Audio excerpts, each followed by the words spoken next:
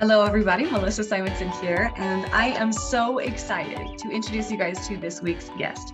This is the amazing, the fabulous, the well-known Amy Weiss. And Amy is, there are so many things. Every time I introduce her, I can go on and on and on. She is a veteran. She has multiple degrees. She is an e-commerce expert. There are so many things she's good at. And so I'm very excited to introduce you guys to her today and to talk a little bit about how she has traveled this path. Amy, welcome. Thank you so much for joining me. Thank you, Melissa, for having me. Good to be here. Yeah, I really want to dive in. I want to find out exactly how, what made you who you are? Like, what brought you along those path of choices? So first of all, like, your parents, were they also entrepreneurs? No, No. no.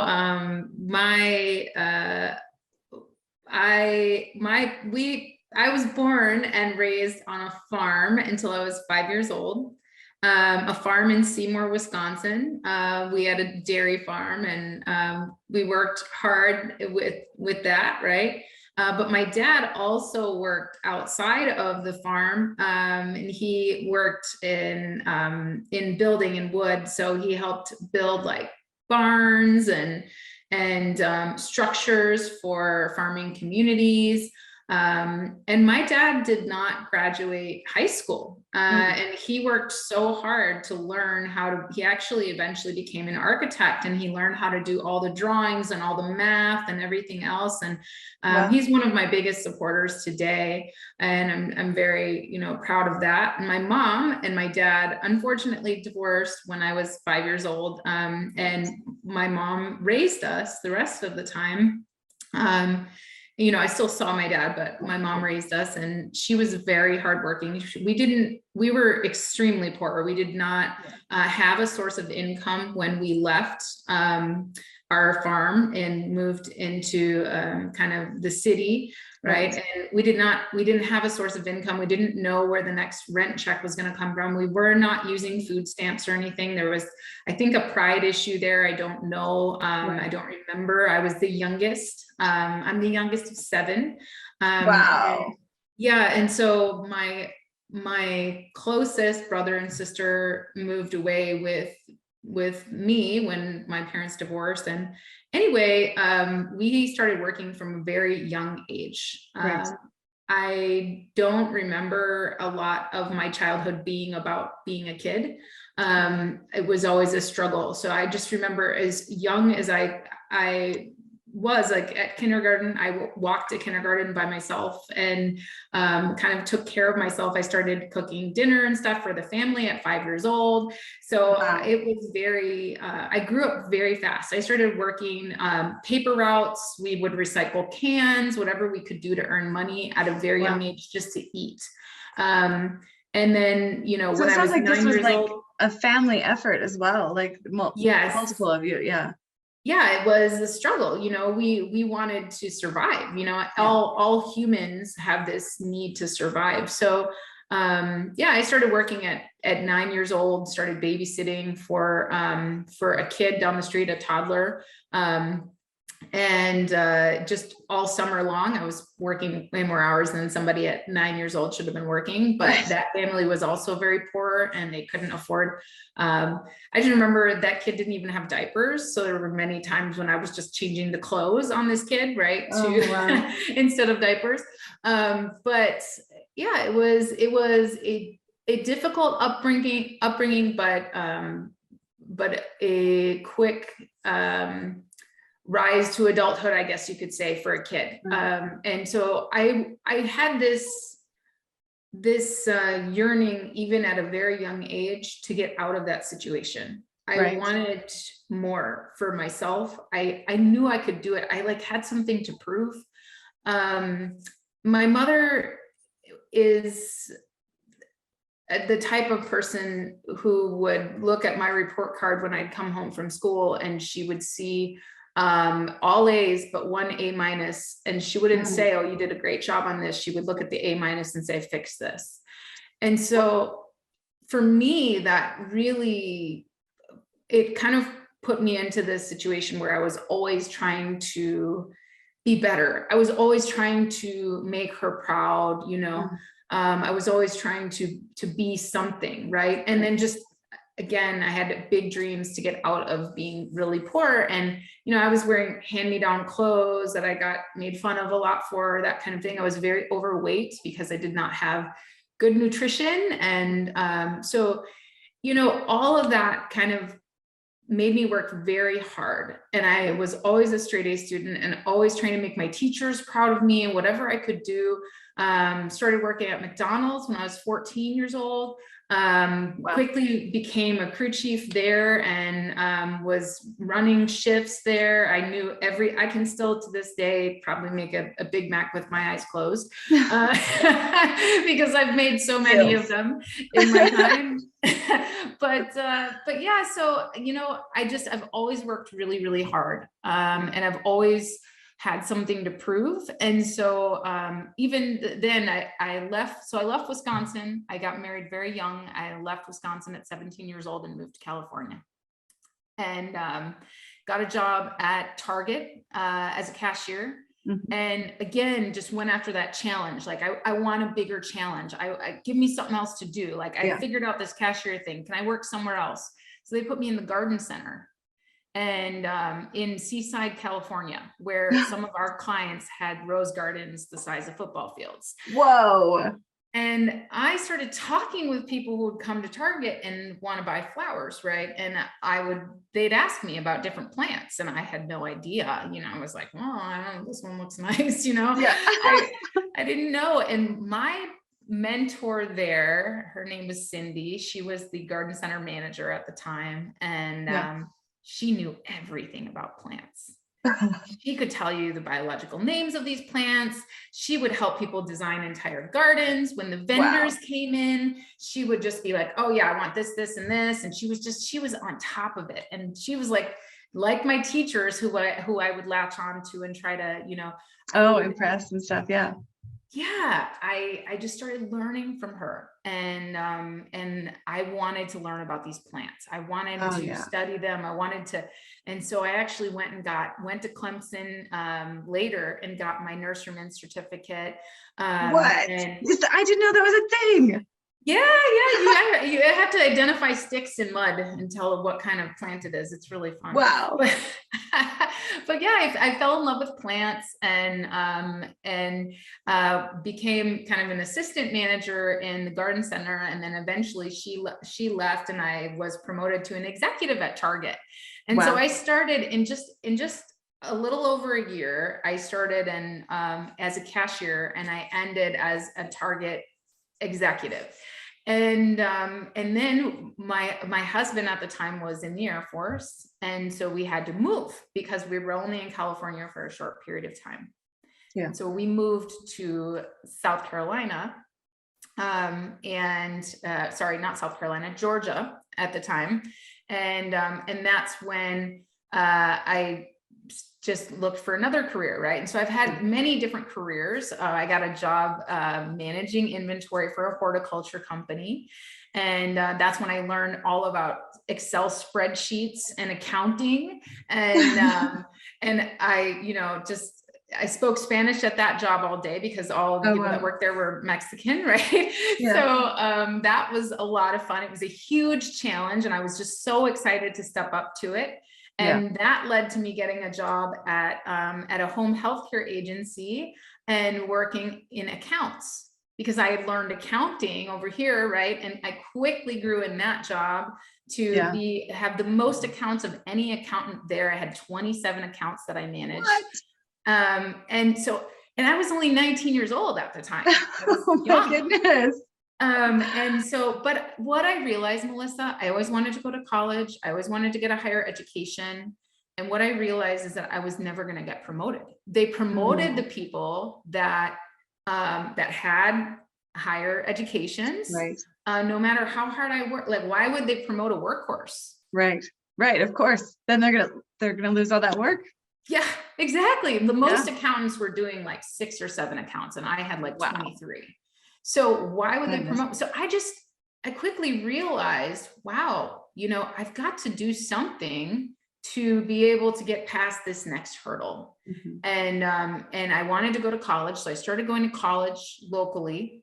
And I quickly realized, unfortunately, me and my ex-husband didn't work out, but it's all better now. You know, I've been married to my current husband for 16 years, and we have 2 children, and it's wonderful. But so, you know, sometimes things happen for a reason, but either way, when that didn't work out, and I was working at my accounting job and going to college, and they didn't care if I had a class at night. I would have to close out books at end of month, and you know, and I was really struggling to try and get through. And so I decided to join the Air Force because I saw my ex-husband and what he was able to get done. He was able to go to school, have it paid for, and have all these opportunities and travel and everything else. And I was like, I got to do this. I have to do this. So I joined the Air Force at 20 years old. I went into the Air Force, and I turned 21 in boot camp. And that's what I did from there. So every tech school that I went through in the Air Force was no different. I was a distinguished graduate at all of my tech schools. Whatever they would teach me, I wanted to learn. And at every job, I would find that person who had it figured out, and I would learn from them. And I just kept going, and I did that for 18 years. Oh my goodness. And I met my husband, and we had our kids, and we moved all over the world and lived in different places. I lived in Germany, I lived in Korea, I've traveled all over to the Philippines and Australia and everything else. And yeah, so that's kind of who, if anyone ever told me that I would be an entrepreneur today in my 40s, I would be like, what are you talking about now? That, you know, but I've had a lot of careers. I've worked in a lot of different things, and yeah, so that's kind of where it all began, is from there to where I am today. So when you were going into the Air Force and you're like, okay, I'm going to be able to do school, I've got a plan now. What did you think you were going to end up doing? Like, what did you want to pursue in terms of like the tech school or a degree? What were you hoping for? Well, that's such an interesting question. I wasn't sure, to be honest. I think I've always been on this quest to kind of find myself, you know, and figure out what I want to do. And I really like to learn. So for me, it was whatever I could learn. And so I started taking college classes, and, you know, my military tech schools taught me that stuff, but I started taking college classes at University of Maryland on the campuses at every Air Force base. And I got my first degrees in business. So I have a couple of degrees in business management and administration, but I also got my Community College of the Air Force degree in aerospace technology, because that's what my job was in the Air Force. And I was very fascinated by that. And then when I graduated with my bachelor's degree, I was inspired by all the people that were getting hooded, you know, that were getting their doctorates or were getting their master's degrees. And I was like, oh my gosh, I want to do that. I want to be that person. And so when I came back from Terp Stadium in Maryland after getting my bachelor's degree, I started my master's right away. I started my MBA, and I started taking these classes, and I was like, it's the same as my undergraduate. I don't want to learn this stuff again, right? So I just decided, like, okay, I'm just going to take a class I'm going to switch my major, and I'm going to take a class in cybersecurity. I was fascinated by cybersecurity.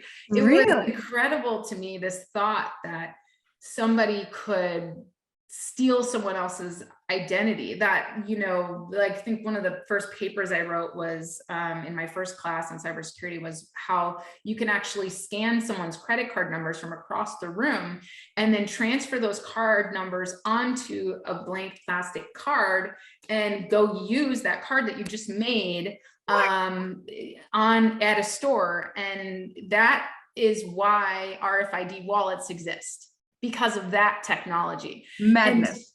Right. To me, that was so fascinating. And I was like, wow, like this is a world I don't even know anything about. This is so cool. And so I switched my major. I put my MBA on hold. Luckily, my University of Maryland has a dual degree program. So I was able to get both master's degrees.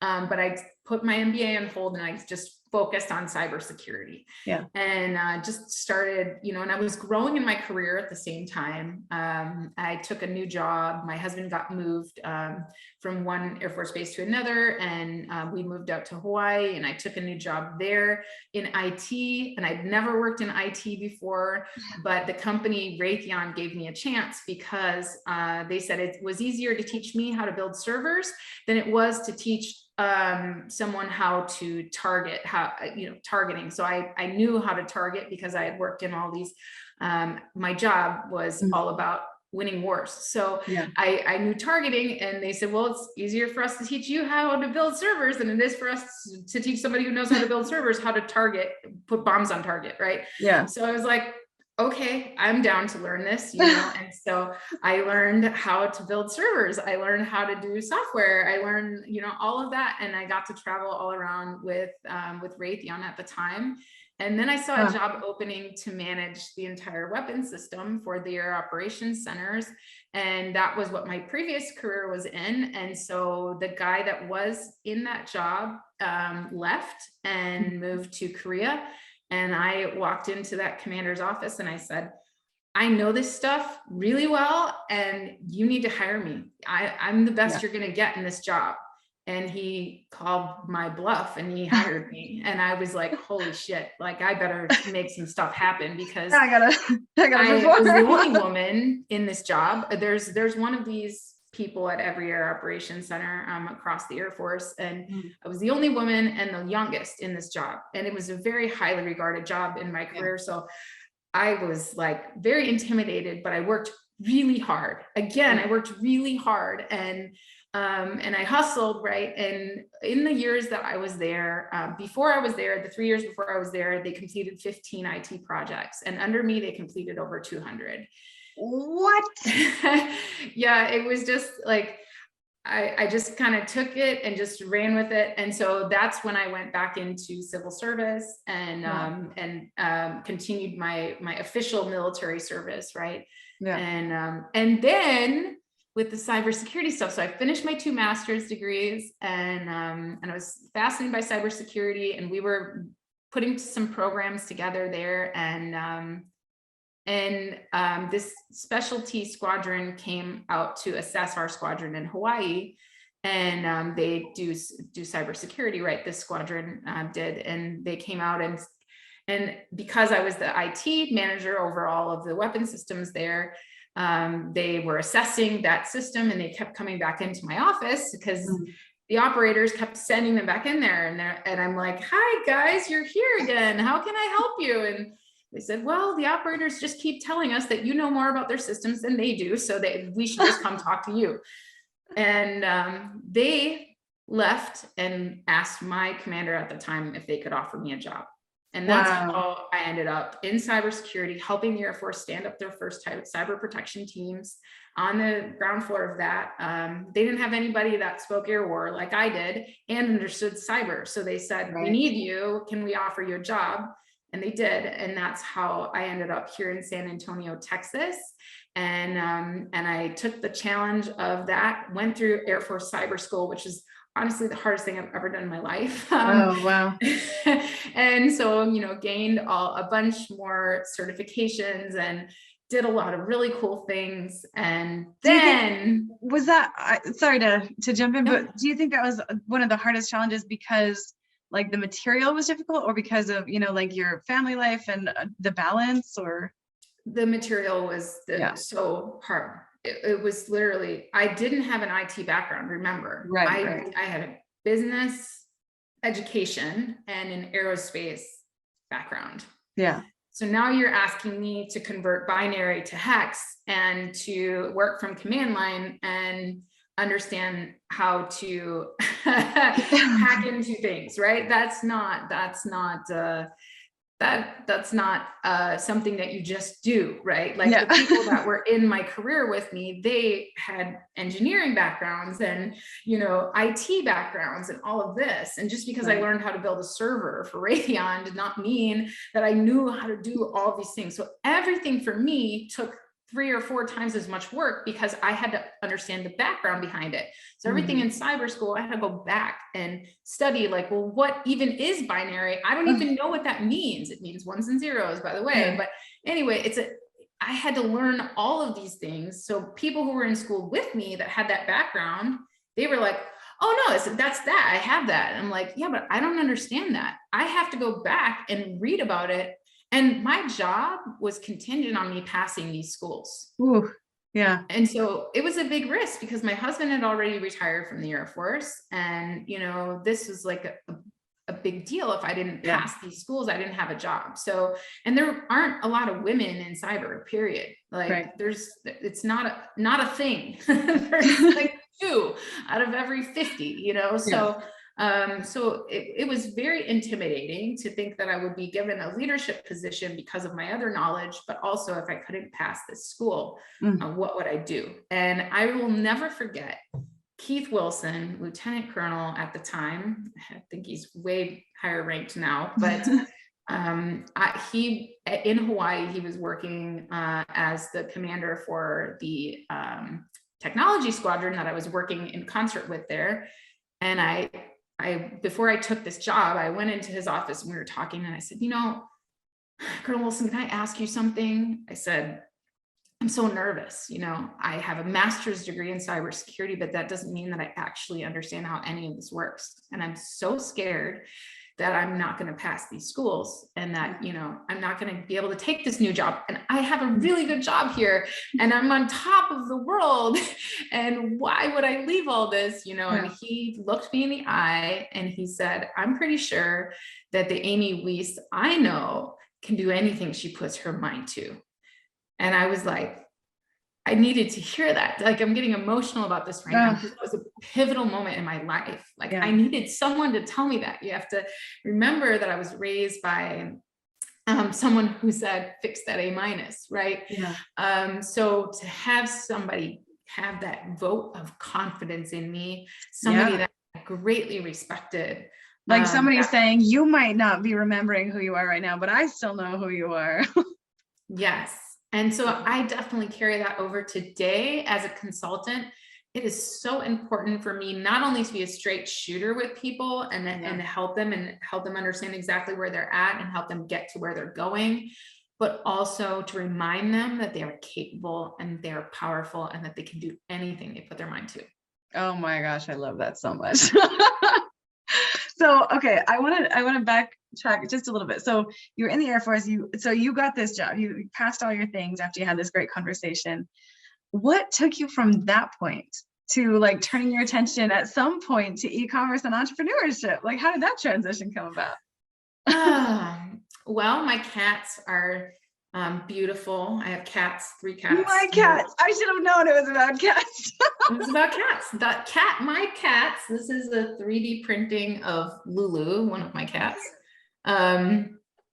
Designed by the same guy who designed the product I invented. Cute. And who was also working with me in cyber. So, you know, I like to say that God put all the right people in the right places for me to pivot. And so I had a problem with, I have chronic severe migraines. It's a condition where you get 15 or more migraine headaches a month. And it's very severe, and it's impacted by smoke, by lights, by sounds, everything. My children are used to watching TV with the sound down. They dealt with a mom who had this condition as they were growing up. So I'm very sensitive to so many things.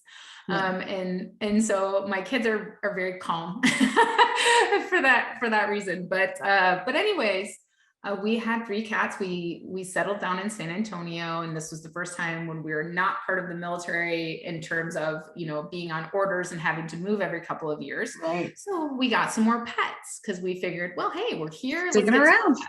Yeah. So we got more pets, and And yeah, well, the litter box is stinky. When you have more than one cat, you're supposed to have one litter box per cat. Oh, hey, So wait, is this common knowledge? Because I actually did not know that. yes, it is. Yeah. It's I mean, I have dogs, so I mean that probably it's explains like why I didn't it's know. like having five. It's like having five people in a house in one bathroom.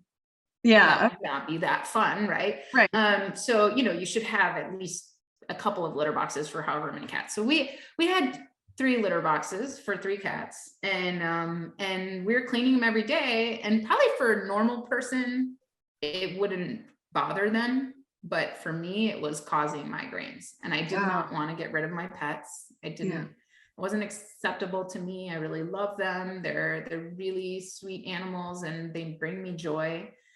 And I just started thinking, like, there has to be a better way. Honestly, we are still picking up dog turds with paper towels. Like, there has to be a better way. We have not evolved we have toilets with heated seats. Right. We humans we deal with our bathroom problems in very beautiful ways. And our really pets takes care of all of the after effects that you don't want to deal with. But pets, you're right, that is a problem that nobody continues. has evolved. We're still picking up poop with a scoop, whether it's scooping through cat litter or whether it's picking up dog poop.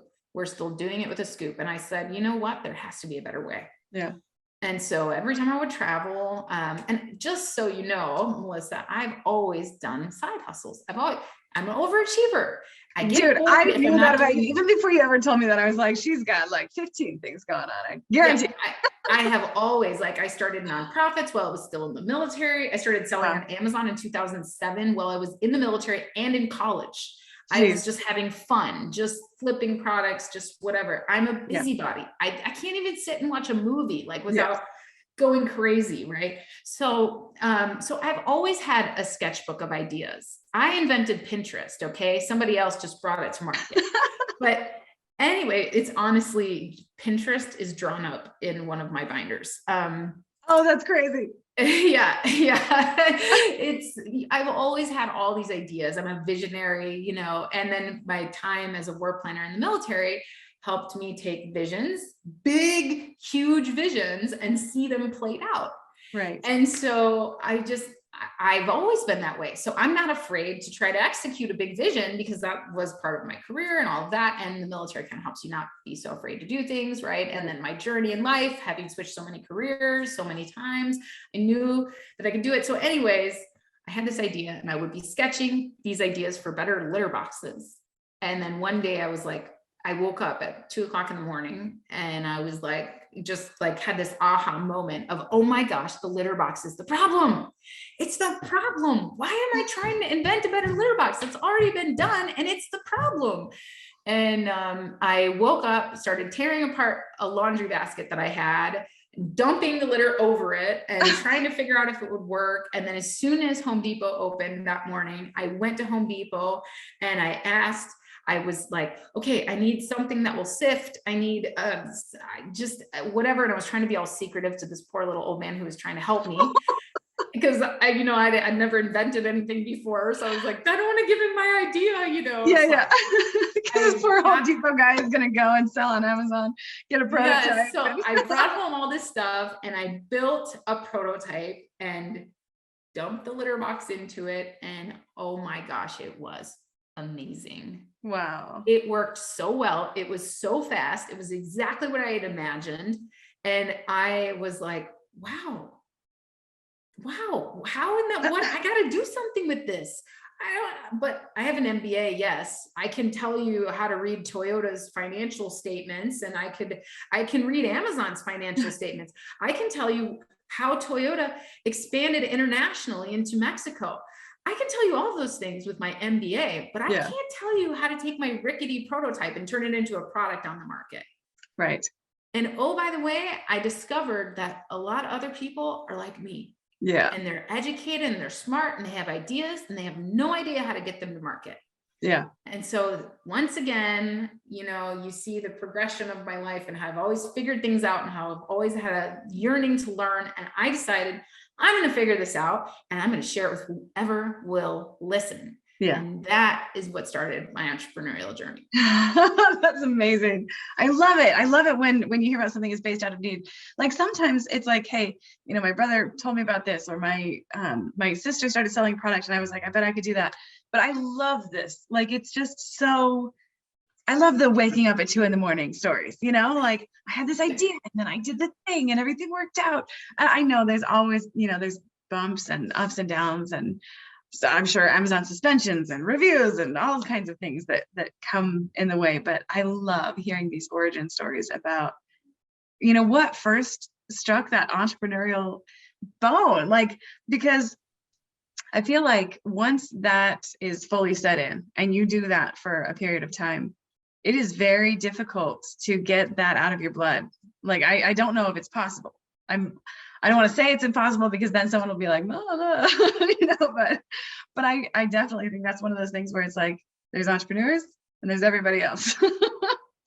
Yeah. And that's why, we entrepreneurs get along so well. And that's why we form such strong bonds. Like, I've formed stronger bonds in e-commerce with people like Melissa here than I have even formed in the military with people who have signed up to die for each other if necessary. Wow. And it is because of that. Like, when I go to, the other day I went to a military meetup where they had it was like a bunch of retired military people getting together, and I was giving more than I was taking at a meetup like that, right? Because I've done things, most of these people are like looking for jobs, stuff like that. Well, I've already been through lots of careers. I've already, done that. And now I'm employing people, right? So it's like, it's a different kind of aspect. So just giving people advice, and I give a lot, at these types of events.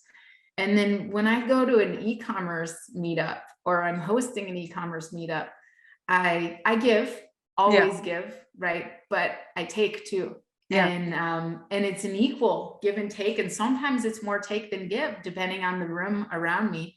But it's a completely different environment when you surround yourself with people who also are dreamers and creators and not afraid to failures. And yeah, it's been an incredible leap, and it's contagious. People, I was at Thanksgiving dinner yesterday and meeting a friend of the family, and for the first time, and he was in the oil industry, and he was just like, wow, that would be so cool to do like what you're doing. And, everybody wants to do their own thing. And I had to remind him, I said, yeah, but it doesn't come with a manual, and it's not easy. And sometimes just going to work every day and getting a paycheck is easy. That's nice. If that's what your goal is, it seems nice to work on your own, but you end up being self-employed instead of being a business owner. And that's actually harder than working for someone else. So 100%. And you work for yourself, and you're the worst boss in the world. Right? Yes, exactly. That's another growth point that I've had even since becoming an entrepreneur. I left my 6-figure job in 2018, October of 2018. So it's just been over 3 years now. And I'm just now growing to the point where I'm getting out of being self-employed, and I'm finally a business owner and employing others, and just sticking to the visionary stuff, because I used to do everything myself, and I would put barriers in place to my own growth because I didn't know, in my previous careers, I always looked for that mentor, and in this case, no mentor can push you past your own barriers. Like, they can tell you that you need to let go of certain things. They can tell you need to do things a different way, and you should have coaches and you should have mentors, but only you can push past those barriers that you put in place for yourself. Right. And so and it comes from doing it as well. Like, you can't, this isn't something you can study your way out of, or like learn about enough that you're like, okay, I'm comfortable with it now. You have to do it while it hurts. You have to do it while it's fun. It's painful. And you can try to like read business books and stuff like that, but it's always going to be a little different for your company.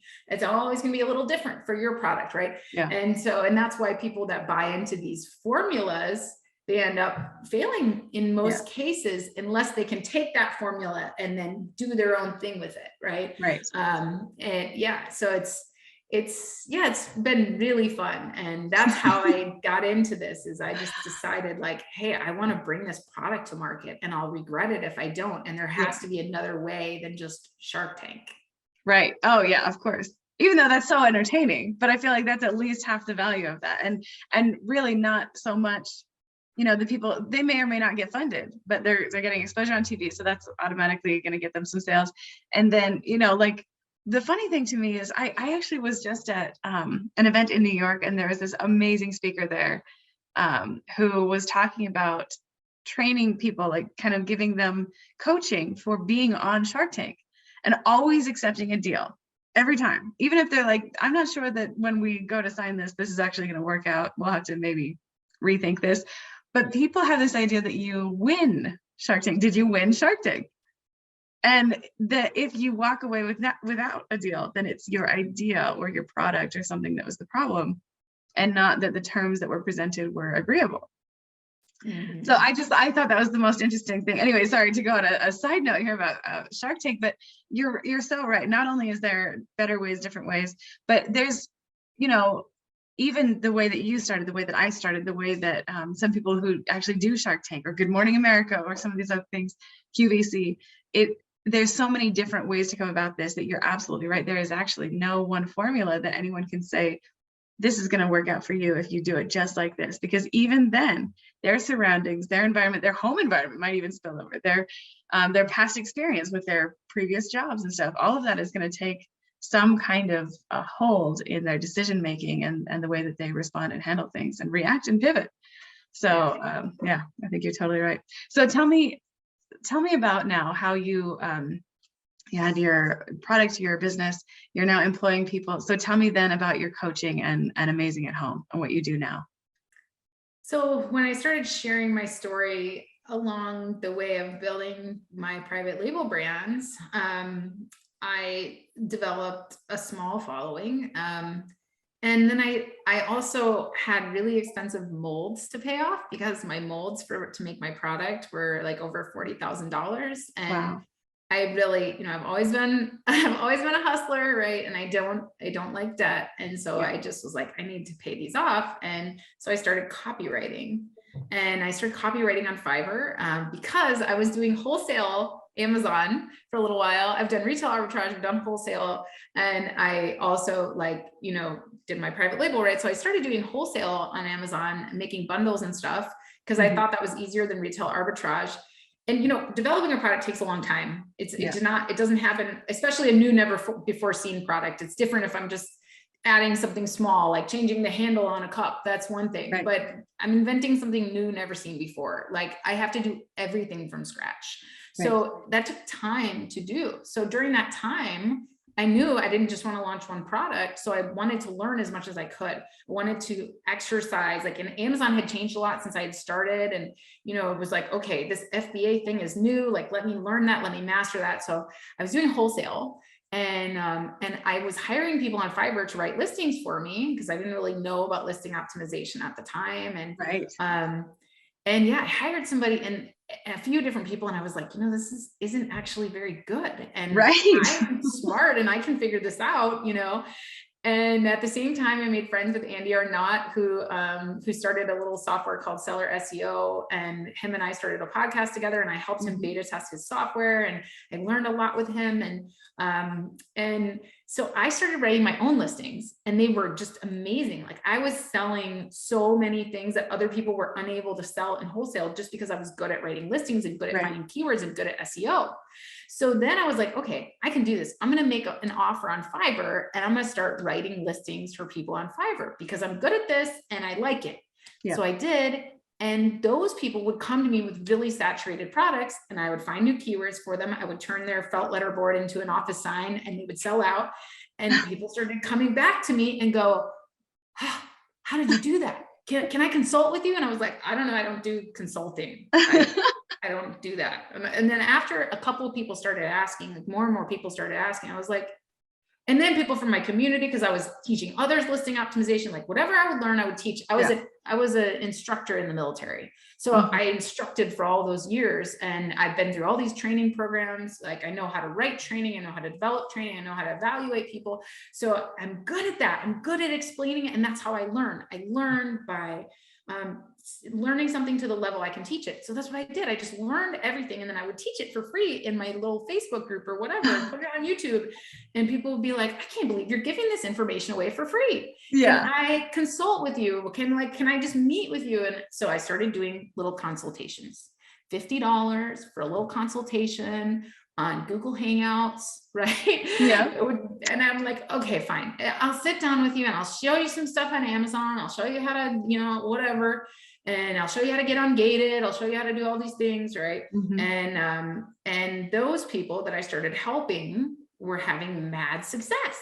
Yeah. And they were making 6 figures in 1 month off one product. And they started telling all their friends about this Amy Weiss girl that they were consulting with, and how they needed to. Before I knew it, Melissa, I was still working at my job, and I would come home from work and I would be on coaching calls, 5 o'clock, 6 o'clock, 7 o'clock, 8 o'clock, 9 o'clock at night, all weekend long. I'd have coaching calls. Oh my goodness. Some of your biggest sellers were some of my first clients. Wow. And that's how I met like Christina Erdemskaya. Wow.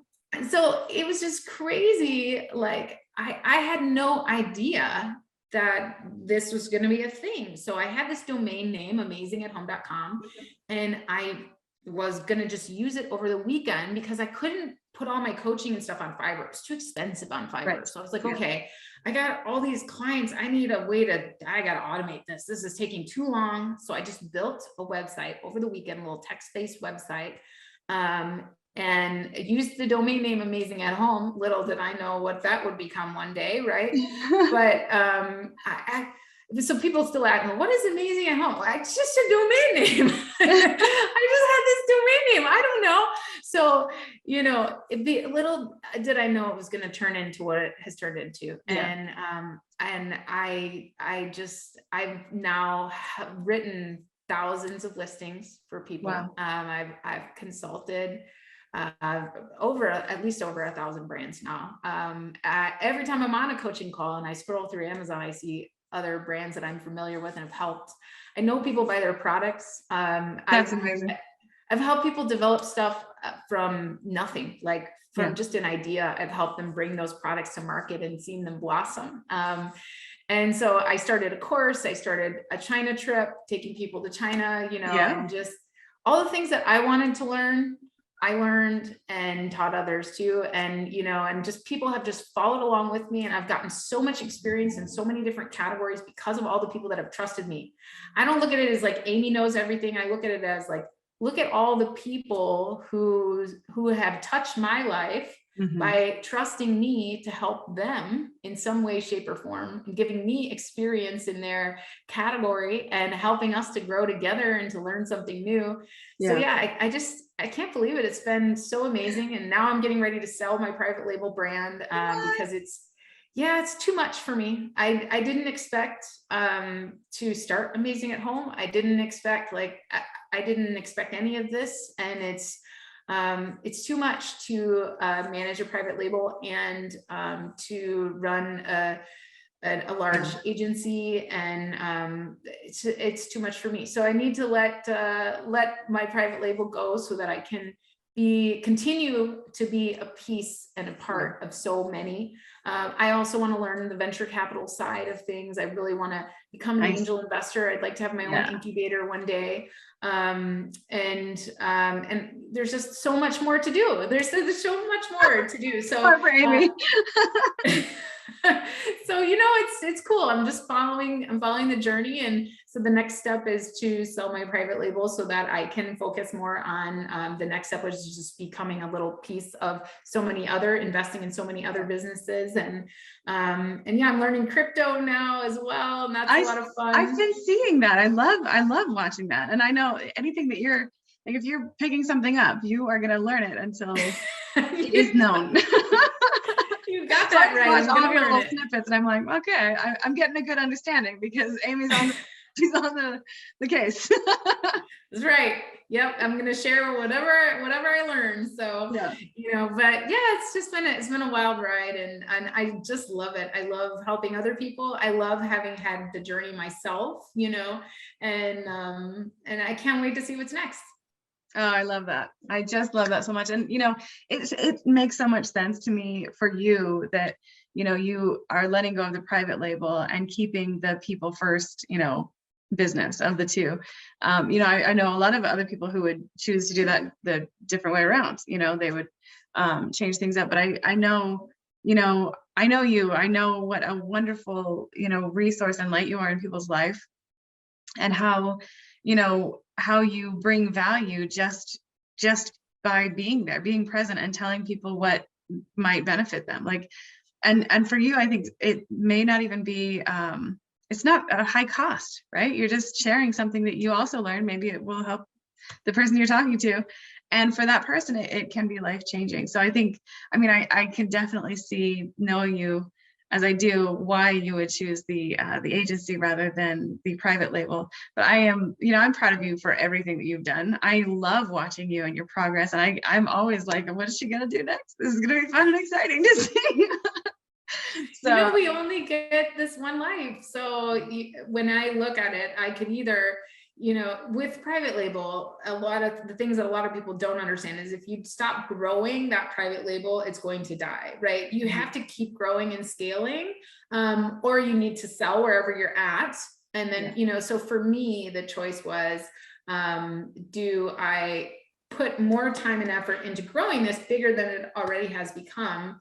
Or am I better off growing using my expertise and experience to help lots of brands and being part of those brands? I can do more with lots of brands at once and being a part of those financially and backing those financially. Then I can run lots of companies at once instead of putting all my time and effort into one. So I would love to do that. And that's kind of the way that I look at it. Yeah, I love it. It's amazing. And I'm always in awe of just, even when I was introducing you at the very beginning of this and just going over, all the many different areas of expertise that you have, it truly is staggering. And I know, I introduce a lot of people for podcasts or for speaking on different stages and stuff like that. And it is always, I have so much to choose from when I'm introducing you. Which one am I going to say today? She's, 5 or 10 or 15 of these many, many, potentially hundreds of things that you have learned, grown in, had expertise in, to the point where you can teach it. Like I truly feel, and I think that this is true about you, that when you want to learn something, you learn it so well that you could teach it to somebody else, right? That's the best way to learn it. Learn it, do it, teach it, right?